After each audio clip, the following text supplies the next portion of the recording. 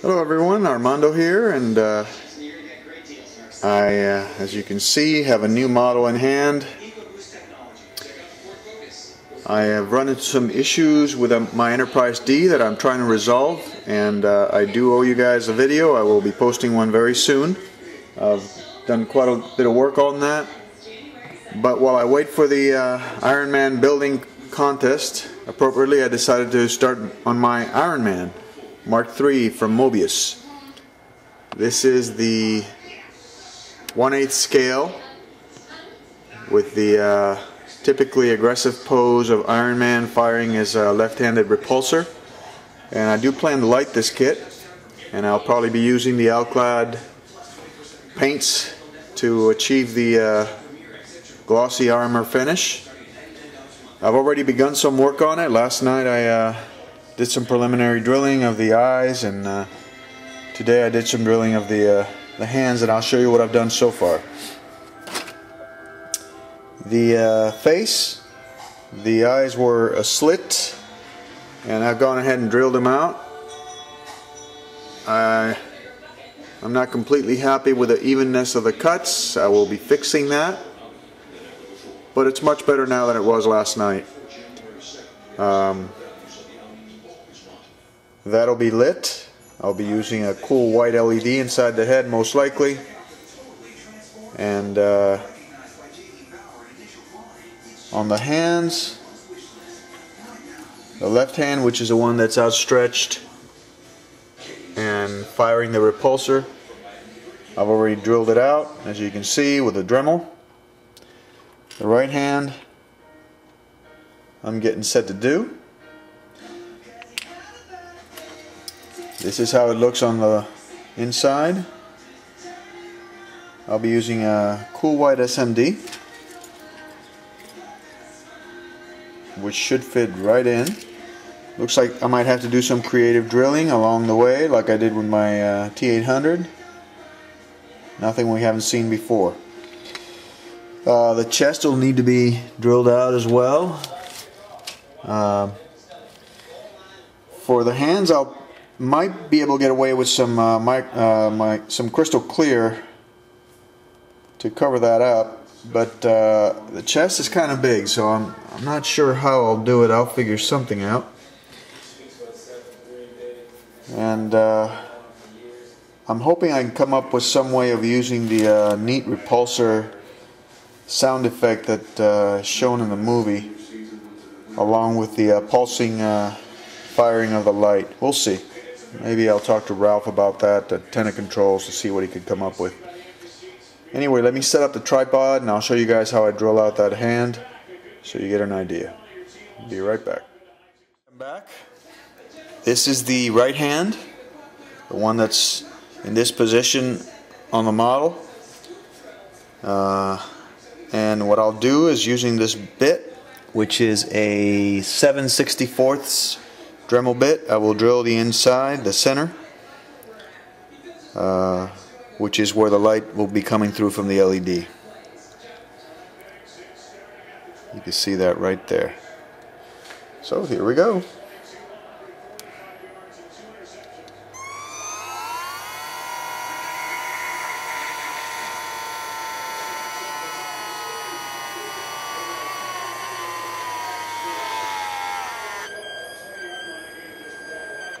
It's pretty typical. It holds up because the plastic does melt.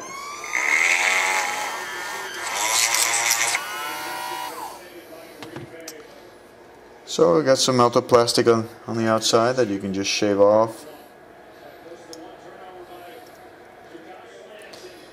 And I take my circular file and simply rotate to get it nice and smooth.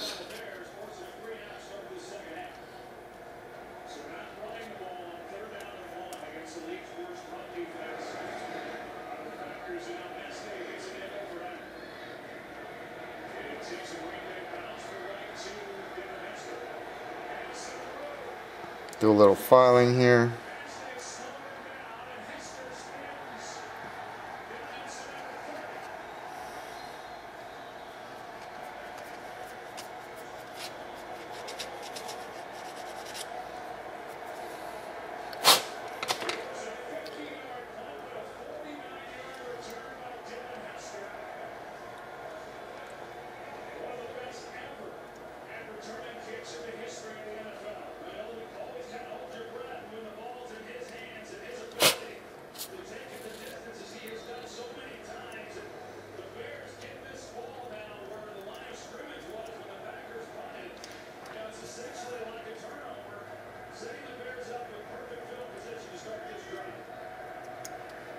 Alright, that's looking better.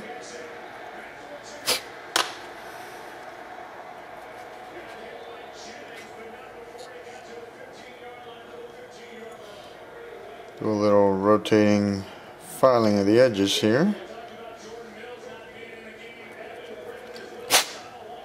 Yeah, that looks pretty good. Hopefully I can get a good glob of crystal clear on there so it becomes flush with the palm of the hand and creates a translucent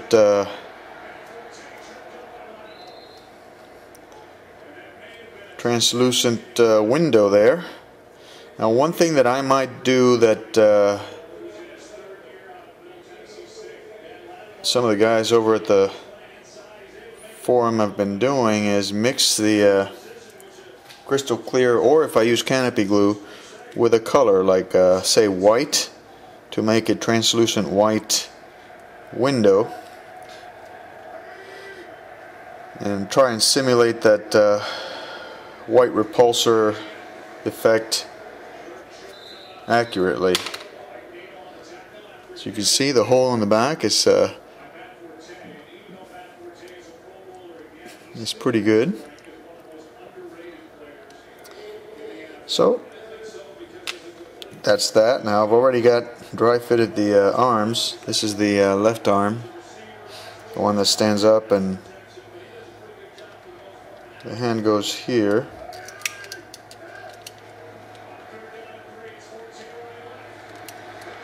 Let's see if I can get this thing. Oops, it's falling apart. Well, I had it together earlier. There we go. That's how that goes. This is the cover on the back. Now, after the LED is fitted there, I'll have to drill a little hole to get it through here, and there is a hole here that I'm going to have to drill to get it into here. And of course a hole through here, but the wire goes, there's plenty of space for it. The little resistor chip will probably sit somewhere in here, and this will go in like that. The wiring on this kit shouldn't be that difficult. It's the effects and the paint job. Of course, there's seam work to be done, as you can see, but that's part of the deal, so we'll be working on that. Okay guys, I'll be back on the next one. I'm back, and I am going to conduct a paint test using the Alclad, and I'm going to base myself on a build that I found at www.swannysmodels.com. That's spelled SWANNYS models.com. The gentleman there uses the Mark III, but different pose. I guess it's the model right before this one. And he uses a combination of the Alclad. According to him,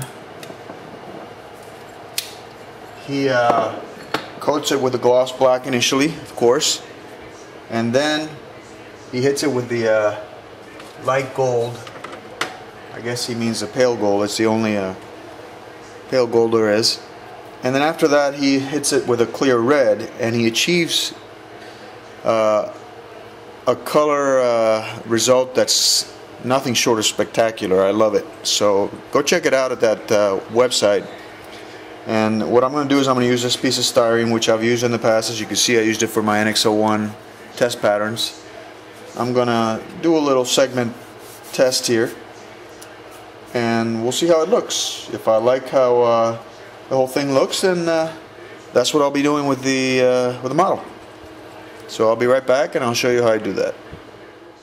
Okay, I'm back, and I apologize for the muffled sound of my voice. I've got my my mask, as you can see, and I'm gonna go ahead and lay down a quick area here with the gloss black, which I've loaded up in my airbrush.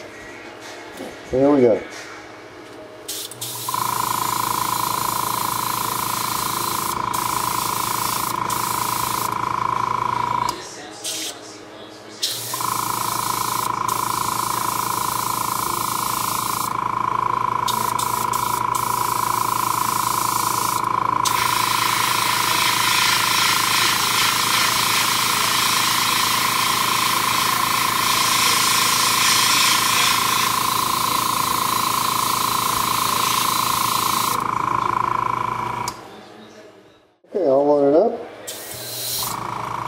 go ahead and get it done.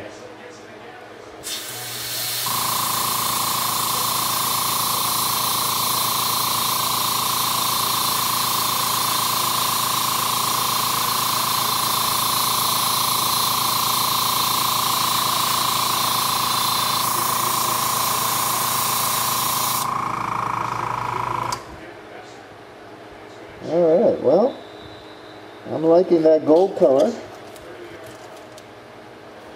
Very Iron Man-ish.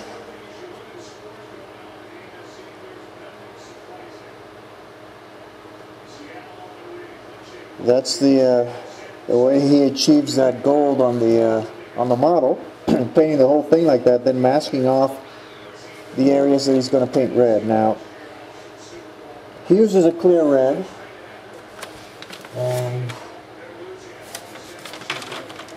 Let's see here. That would be ALC 401. And since he does that, I'll go ahead and do that too and see how it comes out. I'll be back in a few. Loaded up the transparent red. Now, according to the gentleman that does the build-up in that website I mentioned, SwanniesModels.com, he lays down about 4 coats of this stuff. I'm just going to do one here to test it. If I don't like the way it looks, I'll lay it down a second or a third. I just want to see if I can achieve what he did on this test. So here we go.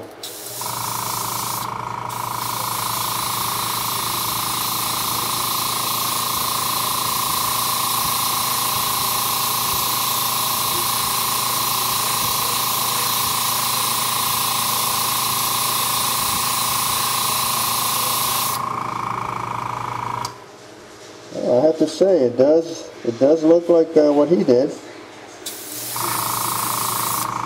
Nice deep red shine.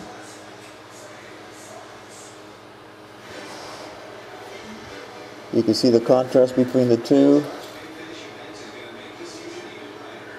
Yeah, I think that's going to do quite nicely when I mask off the areas that need to be painted in red. And then towards the end I can hit it with the clear coat to make it nice and shiny. I will be building this armor as a brand new armor. I will not be doing any battle damage on it, as some of the other build-ups I've seen, which are actually quite spectacular, but I guess I just don't feel experienced enough to do that just yet.